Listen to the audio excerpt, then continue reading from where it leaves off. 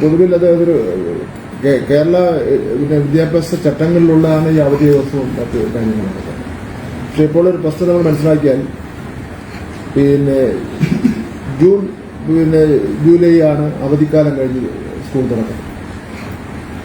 April May കഴിഞ്ഞാൽ June ഇപ്രാവശ്യം class ആരംഭിച്ച ജൂൺ മാസം 2 ഇവിടെ വന്നിരിക്കുന്ന ഒരു പ്രശ്നം സമൂഹം ചർച്ച ചെയ്യേണ്ട പ്രശ്നമാണ്. സമൂഹം ചർച്ച ചെയ്യണം, രാഷ്ട്രീയ പാർട്ടികൾ ചർച്ച ചെയ്യണം, തദ്ദേശ സ്വയംഭരണ സ്ഥാപനങ്ങൾ ചർച്ച ചെയ്യണം, നാട്ടുകാർ ചർച്ച ചെയ്യണം, രക്ഷകർത്താക്കൾ ചർച്ച ചെയ്യണം. ജൂൺ ജൂലൈ മാസങ്ങളിലാണ് മഴയുടെ മാസങ്ങൾ. അപ്പൊ ഈ മഴക്കാലത്ത് ഒരുപാട് ബുദ്ധിമുട്ട് കുട്ടികൾക്കുണ്ടാകും. ഒന്ന്, രക്ഷകർത്താക്കൾ കുട്ടികളെ സ്കൂളിൽ കൊണ്ട് വിടുന്നതിനുള്ള ബുദ്ധിമുട്ടുണ്ടാകും. കുട്ടികൾ മഴ നനഞ്ഞുണ്ടാവുന്ന അസുഖങ്ങൾ ഉണ്ടാവുന്നുണ്ട്.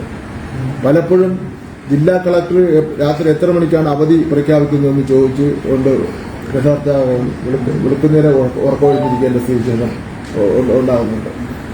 അവസാനം അങ്ങനെ കുറെ ബുദ്ധിമുട്ട് ആൾക്കാർക്ക് ഉണ്ടാകുന്നു. പല സ്കൂളുകളും അവധി കൊടുക്കേണ്ടി വരുന്നുണ്ട്.